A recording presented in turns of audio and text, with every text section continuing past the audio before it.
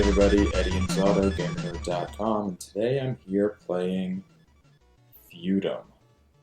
This is a Kickstarter game by Mark Swanson and Oddbird Games, and I'm going to be doing a 3-player run-through of the game today. I'm not going to be needing a rulebook because I pretty much have it down. It's a pretty complex game, but I've played a bunch of times. The board's already set up. I'm not planning to really go into in-depth rules. Oddbird has released a fantastic rules video for Feudum, and I really recommend you go take a look at that. It's 27 minutes or something. It explains all the rules. I'm going to show you how the game plays, how we run through it, and I'll address rules as we get to them. The setup is already done, as you can see. I didn't want to go through any of that because it's pretty intricate. There are a lot of very specific settings here where you leave a couple off in certain key areas, and that's all handled in the rules. The location tokens are placed out on the board randomly. I already did that, and now I'm going to flip them over here so we can get started. Just going to finish up. You saw a couple of those center ones had the pink circle. Those are starting locations.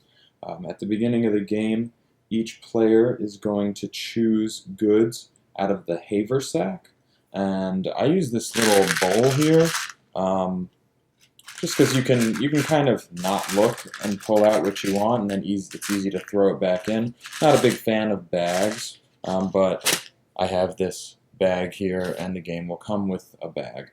But I'm gonna leave it here for now. The other things around the table are shillings, which are 1s and 5s, pennies and nickels. We have our royal seals and rosary beads, some archery targets, our 2 monsters, some influence markers, some guilds.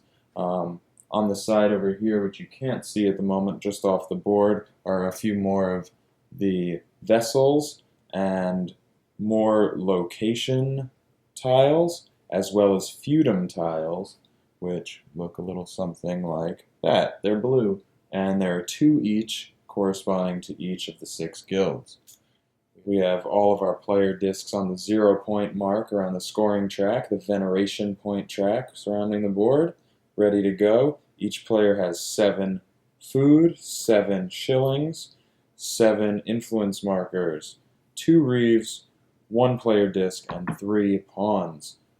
The start player token is going to go to yellow over here, which is just off the screen there. I'll pan if we need to see anything specifically, but generally I think we have a good view of the board. I'm going to show you a few different strategies for Feudum and just how the game plays. Next, each player takes 3 goods. We're going to have our first player here take a saltpeter, a food, and an iron. We're going to have our second player here take a sulfur, a food, and a wood. And our last player here is going to take a sulfur, and it's immediately going to go into his wine barrel, a food, and a saltpeter. And actually, I made a mistake here. We're going to give this one a iron. Okay. Also in turn order, we're going to place our pawns. This player is going to take a noble there, which gives 1 influence marker in the noble guild as the guild master.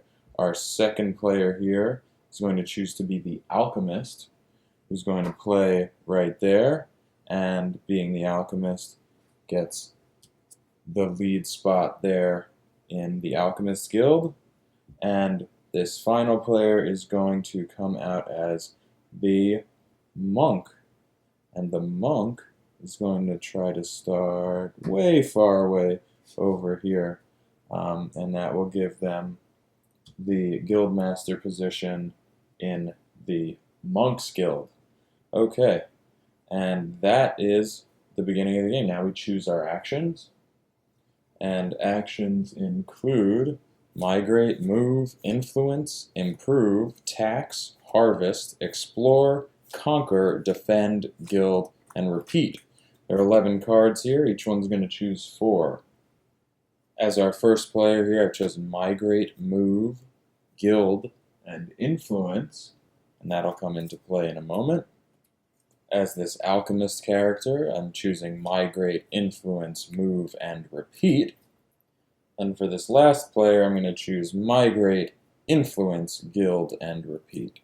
So, we've chosen all our actions, and now we just get to it. The first player, right off the bat, is going to take a look at their hand, and I think probably Migrate. Migrating is something that you're generally going to do early in the game. You're going to pay 1 food to take 1 more pawn and place it where you either have Influence or another pawn. And this yellow player is going to place the knight, going to become Guildmaster status in the Knights Guild, and that's the Migrate action. Next, we have our green player here. They're going to choose the same action. It's going to be a Migrate action, and it's going to be 1 food, and they, being the Alchemist, they are going to use their Alchemist special ability to place their new pawn on any starting location. So, this Alchemist is going to choose to send his brand new friend, the Merchant, over here on this location. Next, we have our blue player, and when you know it, this player is also going to migrate their character out onto the board, playing a food for 1 farmer to come out and join them. And we are going to add an influence token in the Farmers Guild, and now we have Guild Masters all around. And I also forgot to place here in the Merchants Guild. Back to the first player. He's going to move, and we're going to send this knight this away, and when he lands there, you pilfer a good, that iron that was there. The next player will quickly influence and come out with influence tokens on both of the locations at which his pawns reside. And the last player is going to quickly play the Guild Push ability for the monk. And the way this works is we take the lowest rosary bead and the highest rosary bead, that's a 2 and a 4. We're going to hold these in our hand, we're going to choose 1, and we got the 4. The 4 gets pushed over to the Farmers Guild. The 2 goes back here.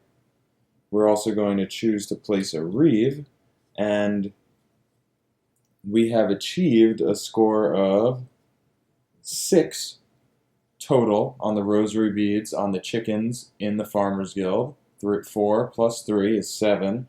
So for more than 6 but less than 9, we get 5 veneration points plus 1 reeve.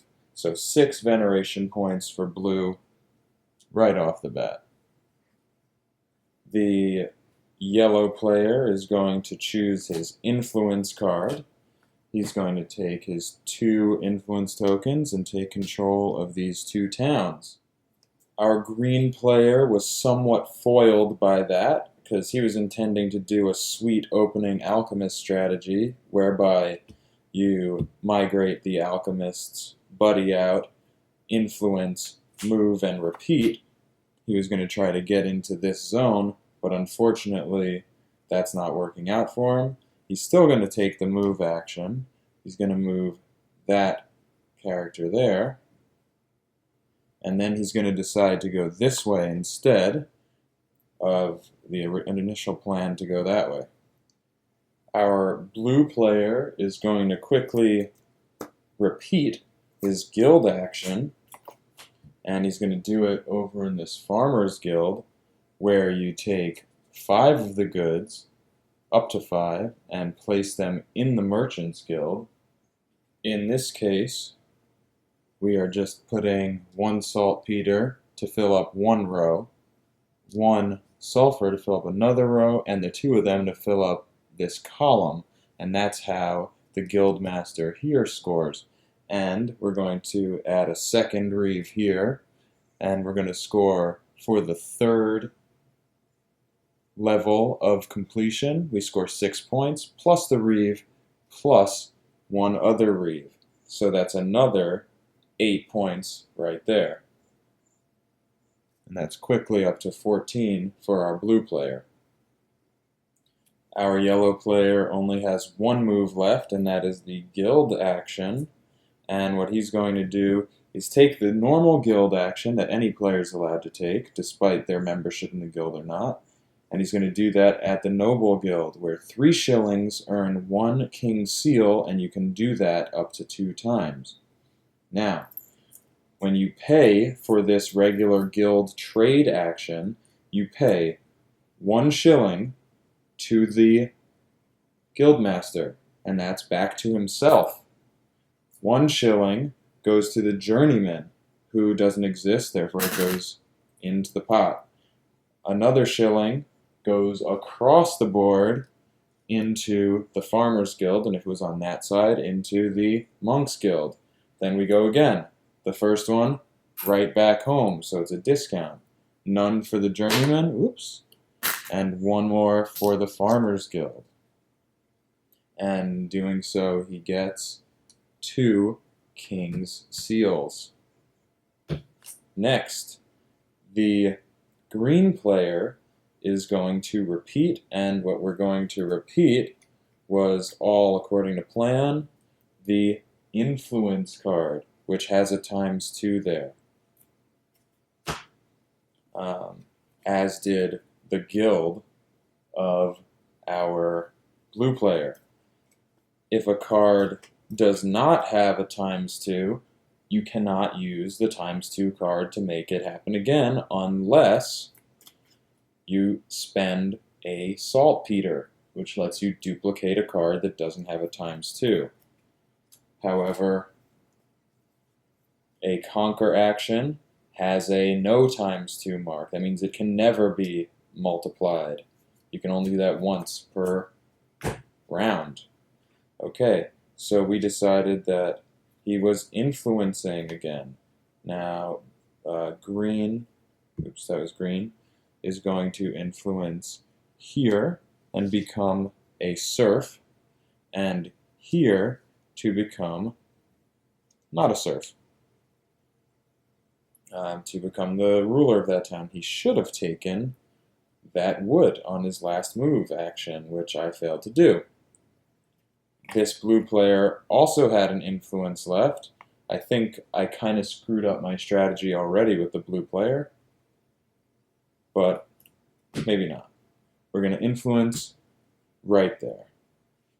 And also, excuse me, on the green player's turn, I failed to use this very sweet move that I had planned out, but got mixed up because I'm playing 3 players with 3 different strategies here, so please forgive me. On the influence card, if you have the merchant, that's the merchant pawn. This is an advanced game rule, which is the only way to play, I promise you.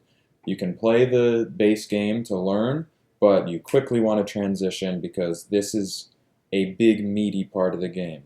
And in this case, the merchant is going to pay 1 shilling to switch his influence token to become the ruler, whereas this one becomes the serf. Normally, a player would have to put a second influence marker to usurp this leader and turn him into the serf and have a supporting subject. And that's the only way you're normally able to take over a town. So if there are already 2 there, you're out of luck because you can put a maximum on any town. There can be a maximum of 3 influence markers, 2 of one color and 1 of another. After that, we're locked out. But in this case, the merchant used his money is influence power, which is part of the influence card, to take over that town. Now we've already done blue. We are at the end of the round. Everyone's taken their actions. What we do here is we now nourish our pawns. So for every pawn out on the board, each player pays a food. So yellow has 2, and green has 2, and blue has 2. Next, the starting player rolls the progress die. We get a lake, ocean icon. This is the small island icon, and we take that. We discard this upgrade token, which, if we ever do the upgrade action, we get to take this token and it becomes a wild good at any time, or a specific landscape that is used when you happen to be the serf at a location, and it will produce either shillings or sulfur at the sulfur mine, or archery tokens, which can be traded in for influence markers at the archery butts, or food at the orchard. And that too is an advanced rule. And also, it should be noted that while very difficult to see from that angle, and even when you're just sitting at this side of the board, there are icons above each of these stacks that represent the 6 different regions that match the icons on this die, the only die in the game. So now we would advance the epic marker, but we don't do that because the only time that advances to epic 2 is when we have 4 epic 2 tiles showing. 1 is showing. So we still have a ways to go. We either need people to upgrade, or we need to go through more rounds. That's the game's way of not letting it become stagnant. It's sort of a natural progression.